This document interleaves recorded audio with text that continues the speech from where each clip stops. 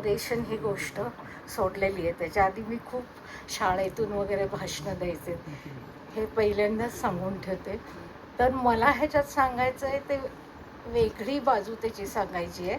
आत्तापर्यंत जे आपण बघितलं ते सगळं तत्वनिष्ठ बघितलं, परंतु ह्या घराला एक खूप वेगळी भावनिक बाजू होती. आणि ती भावनिक म्हणजे नुसती भावनिक नव्हती, परंतु वैचारिक आणि भावनिक होती. हे आपल्याला नंतर नंतर जाणवायला लागतं. म्हणजे मी आणि माझ्या सासूबाई सदाशिव पेठेत जवळजवळ मी तर 45 वर्ष राहिले, त्या पण त्याच्यापेक्षा जास्ती राहिल्या असतील.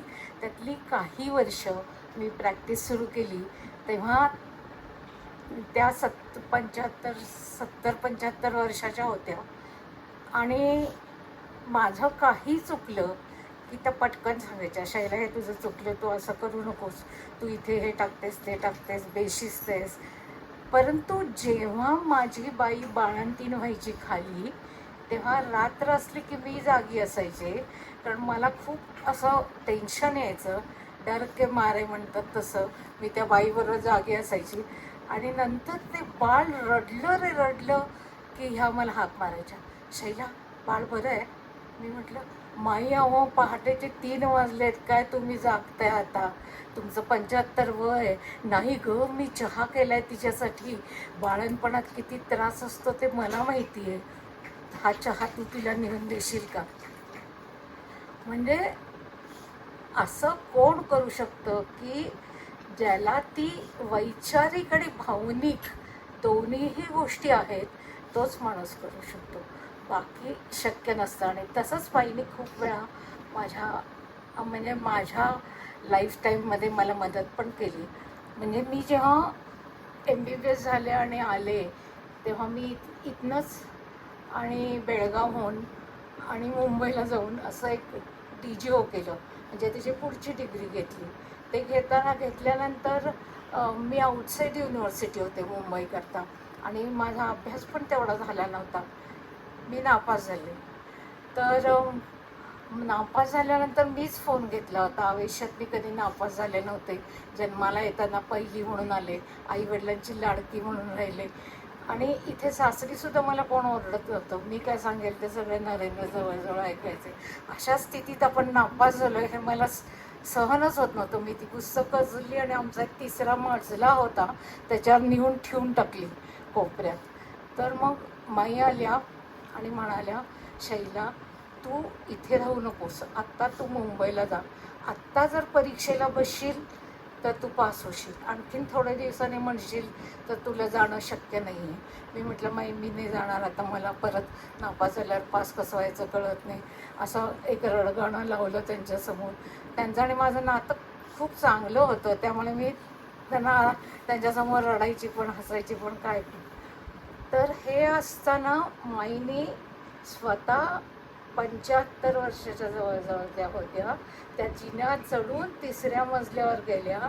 त्यांनी बरोबर माझी पुस्तकं शोधली आणि मला आणून दिली आणि मला सांगितलं, शैला तू बाई आहेस, तुला शिक्षण पाहिजेच, पुरुषाने एखाद्या वेळेस कमी घेतलं तर चालतं, परंतु तू तुझं शिक्षण पुरं कर. आणि माझ्या हातात पुस्तक देऊन ह्यांना सांगितलं तिला मुंबईला पोचवून येऊन. म्हणजे हा किती विचारीपणा आहे आणि ह्याच्यात किती भावना आहे खोलवर. ह्याच्यातनंच आपल्याला कळू शकतं की कुठली माणसं असतात जी हे अशी कामं करू शकतात. त्यातला जो भावनिकपणा आहे तो आत्ता जगात राहिलेला आहे, त्यातला वैचारिकपणा राहिलेला आहे, परंतु तेव्हा भावना आणि विचारांमध्ये भिंत नव्हती. आता हळूहळू ती भिंत यायला लागली आहे. ती भिंत आता पुसत असेल, आणखीन तुझं थोड्या दिवसांनी जास्ती होईल ते काय माहिती नाही, परंतु तरीही ही भिंत जेव्हा फुटेल मधली, ब्रेनमधली, आणि आपल्याला अंडरस्टँडिंग येईल की भावना ह्या अशा विचाराच्या ओघाने पाहिजेत. हे कुटुंब सगळं असंच होतं. म्हणजे मला आठवतं की एकदा मी आणि नरेंद्र असे, आम्हाला सुट्टी असली की मुंबईला 1 किंवा 2 दिवस जायचं. मग आमच्याकडे पैसे नसायचे, पेशन्स प्लेंटी पॉकेट्स एम्प्टी. कारण सगळेजण म्हणायचे नरुबो नरुबो, मी नरुबोंच्या ओळखीचं आहे, पैसे घ्यायचे नाहीत. मग आणि कोण म्हणायचं मी कुणाच्या ओळखीचं आहे, मग पैसे घ्यायचे नाहीत. महिन्याच्या शेवटी काय नाही. आणि मग असे आम्ही मुंबईला गेलो की आम्हाला वाटायचं कधीतरी हॉटेलमध्ये जावं, काहीतरी खावं वगैरे. तर दत्तप्रसाद दाभोलकर आम्हाला सगळं फिरवून खायला घालून आणायचे. नंतर आम्हाला तेवढं पुरायचं नाही, मग दुसऱ्या दिवशी आम्ही दुसऱ्या भावाच्या घरी जायचो, नरसिंह दाभोलकर. मग ते डीन होते आणि फिजिओलॉजीचे प्रोफेसर होते सायनला. मग ते सायनला प्रोफेसर असल्या कारणाने आम्ही गेलो की आमचे चेहरे दुपारी 12ला असे उतरलेले बघितल्यावर ते म्हणायचे तुम्हाला भूक लागली का, आम्ही लगेच हो म्हणायचे. आणि नंतर मग त्यांच्या तिथे ह्याच्यापेक्षा मोठं टेबल होतं. ते टेबलवर जेवढ्या गोष्टी त्या कॅन्टीनमध्ये असतील, उत्तप्पा, डोसा, वडे बिडे सगळं, म्हणजे आम्ही महिन्याभरात काही खाल्लेलं नसायचं. कारण महिना आवडायचं पण नाही, शिस्तीत जेवावं लागायचं, तेलकट काय खायचं नाही वगैरे असं होतं.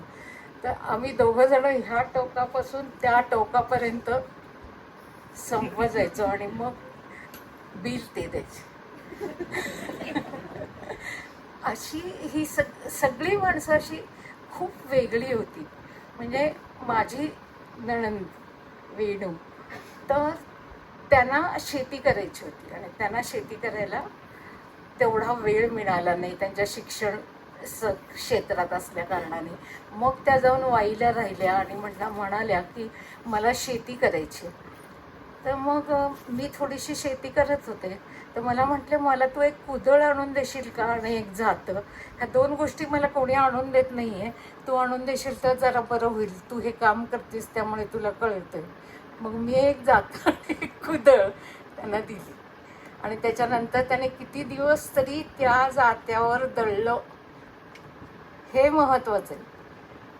म्हणजे किती जगावेगळ्या गोष्टी आहेत. कोणाला जर विचारलं तुम्हाला काय पाहिजे तर दागिने पाहिजे म्हणतात, कोण म्हणते मला आणखीन काहीतरी चांगली गोष्ट हवी आहे किंवा जग बघून यायचं आहे, तर हे म्हणलं मला एक जातं द्या आणि एक कुदळ द्या. किती वेगळं आहे हे सगळं. अशा खूप गोष्टी आहेत. त्याच्यात अनेक महत्त्वाची गोष्ट मी सांगते आणि थांबते. माई ह्या 15-20 दिवस महिन्याच्या खूप चांगल्या असायच्या आणि नंतर त्या थोड्या अशक्त व्हायच्या आणि त्या झोपून राहायच्या. त्या झोपून राहिलेला काळ असायचा, त्याच्यानंतर परत उठल्या की परत बऱ्या व्हायचा. अशा एकदा त्या आजारी पडल्या आणि मला काय वाटलं त्यांना दर महिन्याला होतं आहे तसंच झालेलं आहे म्हणून. मग मी जरा माझं काय पेशंट बघायचं होतं ते बघता बघता एकदम त्या बेशुद्ध झाल्या. मी त्यांना उचललं आणि तेव्हा अमृता होतं, त्या अमृता नर्सिंग होममध्ये मी त्यांना नेलं आणि तिथे ट्रीटमेंट सुरू केली. ट्रीटमेंट सुरू केलेल्या दिवशी खूप कमी माणसं दाभोलकर फॅमिलीमधली होती. तर ती सगळी म्हणजे प्रसन्न होता देवदत्त होते, ते दोघंजणं आले लगेच पुण्याहून. आणि मी सगळं त्यांना तिथे उभी राहून सांगत होते त्या डॉक्टरला. तो म्हटला आता त्या गेल्या. मी म्हटलं गेल्या नाहीत, तू कार्डियक मसाज दे पहिल्यांदा आणि माउथ टू माउथ दे, तर त्या बऱ्या होतील. आणि खरंच काय मला माहिती नाही, थोड्या वेळाने त्या म्हटल्या तुम्ही सगळेजण इकडे कशाला उभे. आणि तोपर्यंत मी सगळ्यांना फोन करून झाले होते. पहिला फोन नरेंद्र दाभोलकरांना केला होता. नरेंद्र दाभोलकरांचं आईवर खूपच प्रेम होतं, आईचं पण मुलावर खूपच होतं. त्यामुळे काय झालं की ह्यांना भीती वाटायला लागली यायला. मग ती भीती कशी कंट्रोल करायची, सगळ्या भावंडांना घेऊन येतो म्हटलं. अहो मी म्हटलं माझं इथं काय व्हायला लागलं बघा तुम्ही, मला घाबरायला झालं खूप, तुम्ही या. तर ते काय आले नाहीत, ते सगळ्यांना घेऊन रात्री येऊन पोचले. तोपर्यंत माई चांगल्या झाल्या होत्या. आणि माई म्हटलं एवढे जण सगळेजण कशाला आलंय आणि शैला तू तरी कशा एवढ्या सगळ्यांना बोलवलं, सगळी तिकीटं खर्च, वेळ गेला, त्यांची नोकरी हे झाली ते झाली. तर मी म्हटलं हो माई मी किती म्हणजे घाबरले होते हे मी तुम्हाला सांगू शकत नाही. आणि त्याच्यानंतर 1 वर्षाने बरोबर मी त्यांचा वाढदिवस केला, कारण त्यांचा परत त्या चांगल्या झाल्या म्हणून. आणि त्याच्यानंतर पुढच्या वर्षी मी विसरले. तर त्या म्हणल्या, अगं शैला, तू माझा वाढदिवस केलाच नाहीस की ह्या वर्षी. म्हणजे इतक्या त्या जॉली पण होत्या, विचारी पण होत्या, रागीट पण होत्या. सगळं मिक्सचर असलं तरी कसं माहिती आहे का, इलेक्ट्रिसिटीचं बटन दाबल्यासारखं त्यांच्यात बदल व्हायचे. आता काळोख, आता उजेड, आता काय पाहिजे तसं त्यांच्याकडनं यायचं आणि ते मला मिळालं. त्याच्याकरता मी खूप ऋणी आहे. तसंच माझ्या सगळ्या धीरांनी, भावजयांनी माझ्यावर खूप प्रेम केलं आणि कायम मला मदत केली. म्हणजे मला आठवतं एकदा की मी 10 गुंठे शेती करताना मला पैसे कमी पडले आणि नंतर मग मी म्हटलं आता काय करू. तर दीनानाथ म्हटले, थांब आपण घरातल्या सगळ्यांना पत्र लिहूया आणि त्यांना काय पाठवता येतील ते त्यांना पाठवू. आणि घरातूनच सगळे पैसे गोळा झाले. त्यांनीच पत्र लिहिलं, सही फक्त मी केली. इतकं अशी माणसं भेटणं अतिशय कठीण असतं. ते माझ्या आयुष्यात मला बघायला मिळालं. त्यामुळे तुम्ही ऐकून घेतलं म्हणून पहिल्यांदा तुमची ऋणी आहे. कारण मला हे कुठेतरी बोलायचं होतं खूप वर्षात, ते बोलता आलं नाही. आज मी ते बोलले. दुसरी गोष्ट म्हणजे ह्या कुटुंबाचं पण मला सगळं मानायचं आहे. कारण मी साताऱ्यातच राहिले, सातारच्या बाहेर खूप कमी दिवस गेले. आणि नंतर कोणी मला विचारलं, तू कुठे फिरायला जात नाहीस? तर मी म्हणायचे, घरात हसरे तारे असता, पाहू कशाला ना भाकण. एवढं एकच मला वाक्य यायचं. Thank you very much.